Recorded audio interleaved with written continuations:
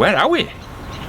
I can see narrowboats. There was no narrowboats on the Caledonian Canal last week.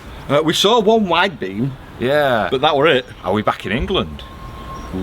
Are we on Silver Fox? No, I can hear the ever-reversing truck. So we're in Edinburgh, the capital of Scotland, and we're about to embark on a 55-mile trip from the east of the country over to the west of the country along the Union and Forth and Clyde canals to Scotland's biggest city, Glasgow.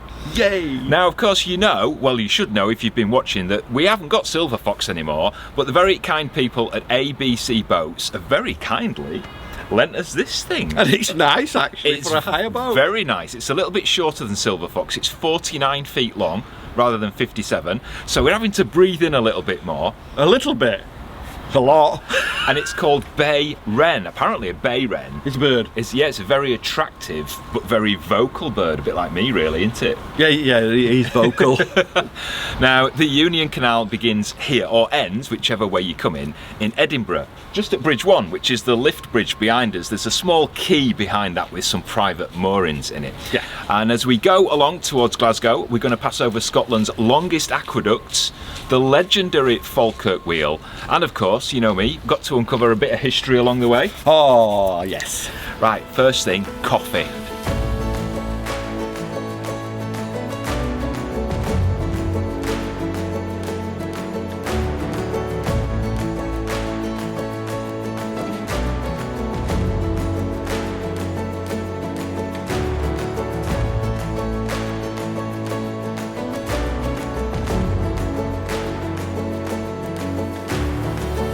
Back in the early days of the Industrial Revolution, Edinburgh felt like it was missing out on all the action. Oh. I know, it had a lot to offer, but there was no means of getting the materials into Edinburgh to make stuff. You know what I mean? Stuff. So they started designing a canal from Edinburgh up to Falkirk to meet up with the Forth and Clyde canals, and then they could get materials down into Edinburgh and finish goods back out again. They started work in 1817 and it was finished within 5 years. It opened in 1822. That's quite quick. It is, isn't it? And things were really good, but only for about 25 years. The Edinburgh and Glasgow Railway opened in the 1840s, not long after the canal really.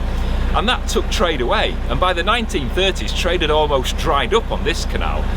About 2 or 3 decades later the canal had nearly dried up and they started building over it when roads started being a thing. It wasn't Being a thing. It wasn't until a few years ago when the Millennium Project was completed at a cost of £83.5 million, and that reopened this stretch of canal from Edinburgh back to Falkirk, including the Falkirk Wheel, which I know you're all waiting to see. Yeah. I know I am. And now it's mostly used by pleasure boats.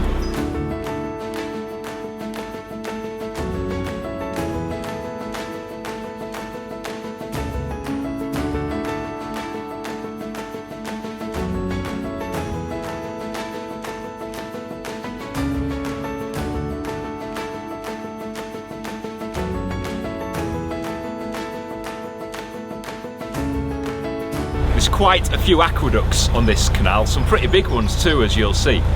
The one we're coming up to though, if you didn't know better, you'd probably just go over it and not give it a second glance, unless you really dislike graffiti, and then you'd probably, you'd probably tut at it. It's not the prettiest aqueduct in the world, or on this canal, but it does hold a secret. It's called the Prince Charlie Aqueduct, and that's a clue. Bonnie Prince Charlie. It might be named after Bonnie Prince Charlie. It's not the original aqueduct. The original one was knocked down in 1937 and this one was built in its place. And Bonnie Prince Charlie is a clue, if you know who he is. If you don't ask us in the comments. Go and Google him yourself. You should know.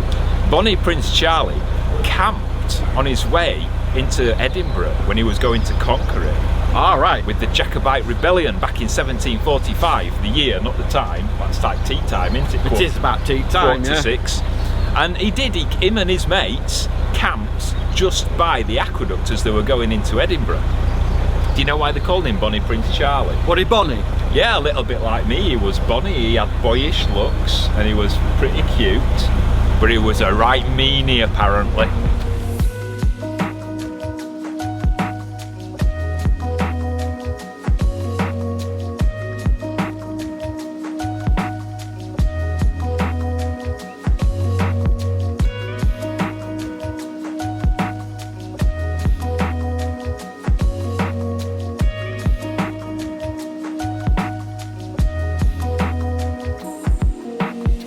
There are 3 sizable aqueducts on the Union Canal, and this is the first of them as we leave Edinburgh. This is Slateford Aqueduct. 8 50-foot arches carry the Union Canal 75 feet high and 500 feet across the valley. Inglis Green Road goes underneath us to that side. Just underneath us is Water of Leith. Sounds like a song from the Proclaimers, doesn't it? It does. One of the benefits of a canal crossing a river like this is that they could build an overflow into the wall of the aqueduct. So if the water level gets too high or they need to drain the aqueduct, they can release water from here which falls down into the river below. I'll tell you what though, I wouldn't like to be walking on that footpath down there when they're releasing water from up here on a windy day.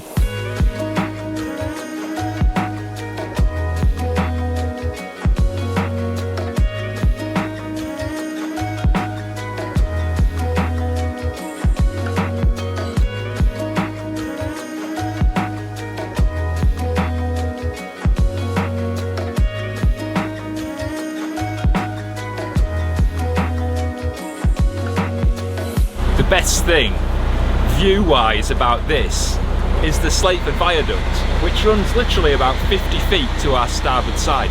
It carries the Caledonian Railway, which runs between Edinburgh and Glasgow, and that's the reason that this canal closed down back in the 1930s, 60s. Who am I kidding? Trains!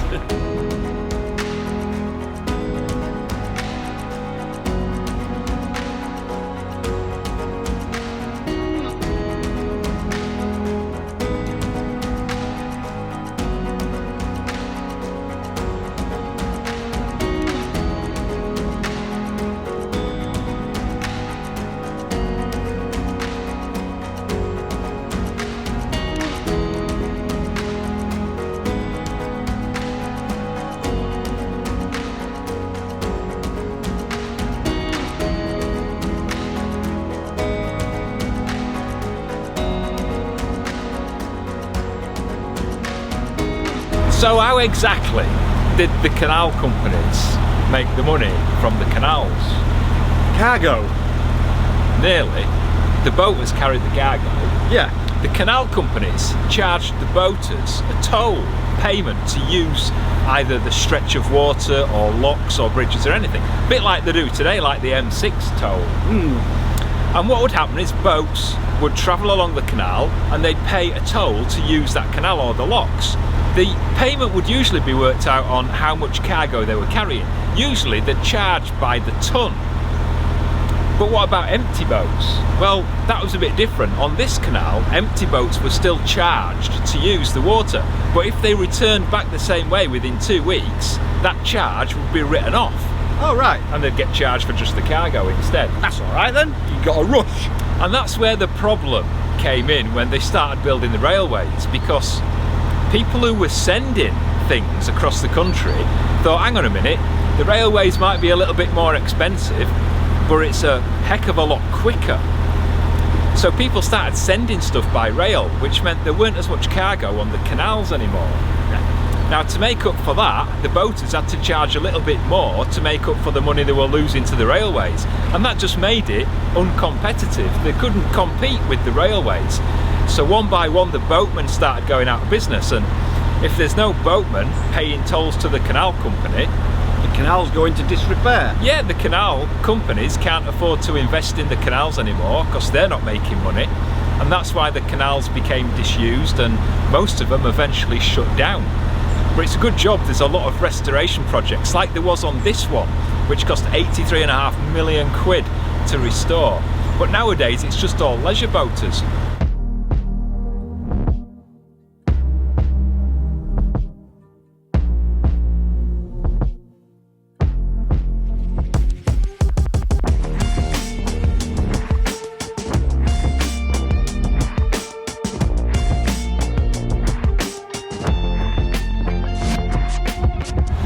can hear you sat there eating your grape nuts Great and nuts. thinking, why are there no locks on this canal, Colin? Because there isn't. Because there is, but right up at the other end near Falkirk, which is in another episode altogether. So you can keep eating your grape nuts for now. You're not going to miss any locks. This canal was built like James Brindley used to build his. Lay of the land. Along the lie of the land, which means it used to go around the hills. Now that's alright because it's less work for the boaters, because there's not as many locks to do and it's cheaper to build. But there's a couple of downsides to it. One is that your journey time is going to be a little bit longer because you've got a little bit longer to go. And the second one is that, especially when you're in a hilly place like Scotland, eventually you're going to reach a valley. And when you're following the lie of the land, when you reach that valley, it's not always going to be at the narrowest point, which means you have to build great big aqueducts, bridges across the valley to carry the canal. Or a waterfall. I should have a boat going over that. That's why there's no boats on this canal, because they're all going straight over the edge, aren't they?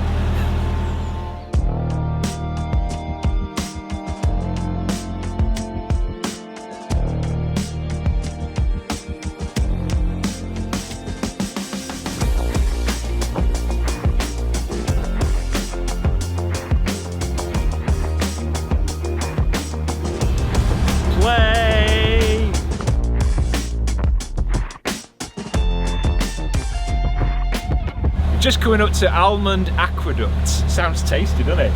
Yum, yum. It's also known as Lynn's Mill Aqueduct, named after Jeff. Jeff Mill. Jeff Lynn. Lynn. Lynn's Mill is named after William Lynn, who had a mill, believe it or not. No. Yeah. And William Lynn apparently was the last man in Scotland to die of the plague. Oh. In 2020. No, in 1645. The aqueduct's 420 feet long, and it's designed by Hugh Baird, very famous Scottish engineer who designed all the aqueducts on this bit of the canal. Apparently he looks like a ginger Keith Chegwin. He does, honestly. I've seen, well, the photos are black and white, but you can imagine him as like ginger, do you know what I mean? You alright? You sure? Oh, ginger.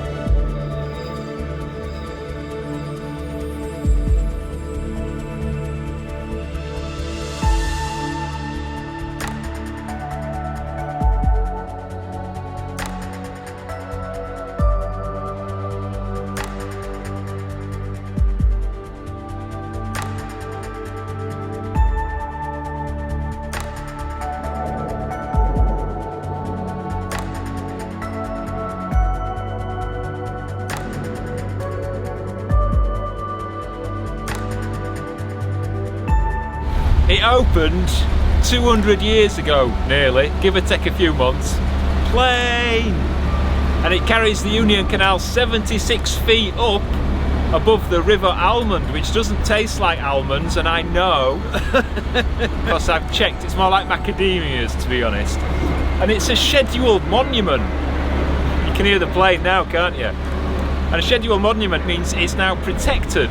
So if anybody wanted to paint it bright pink or turn it into a coaster, they wouldn't be allowed to. A coaster. Or fly planes over it.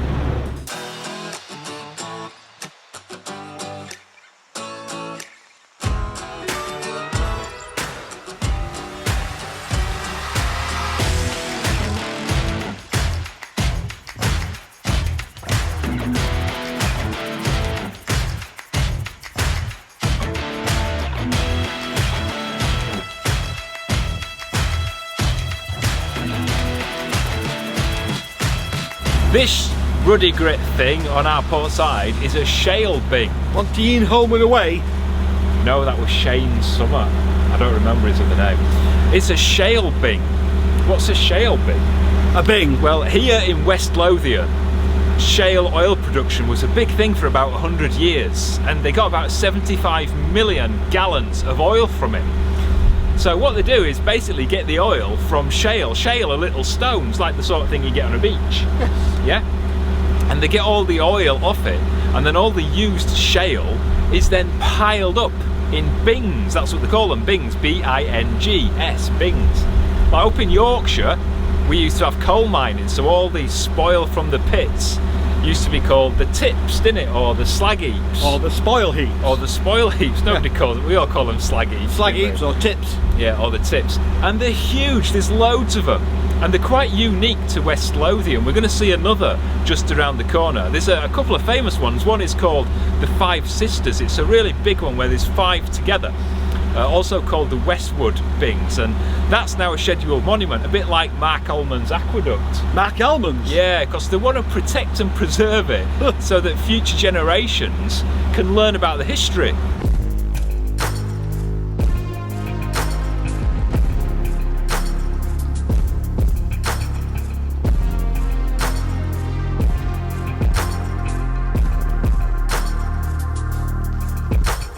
We're just coming up to a little bit of a quirk on the landscape. You can just see it in front of us.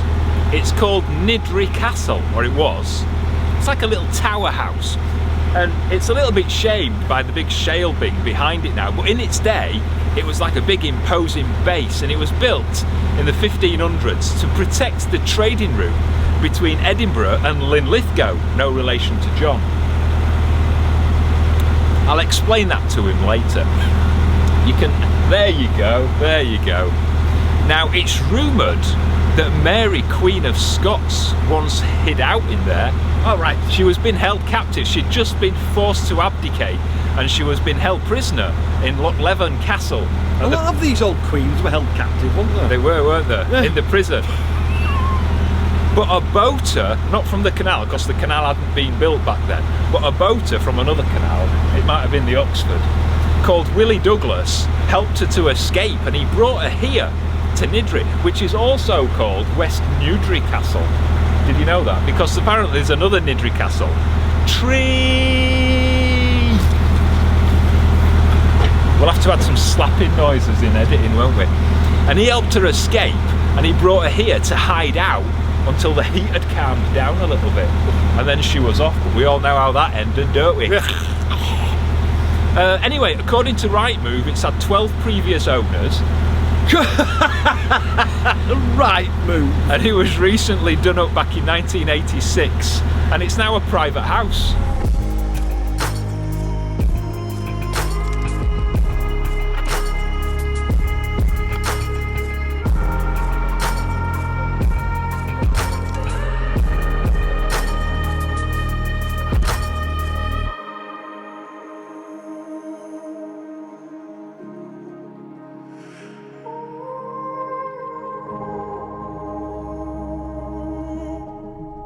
Sean's tired and he needs a lie down.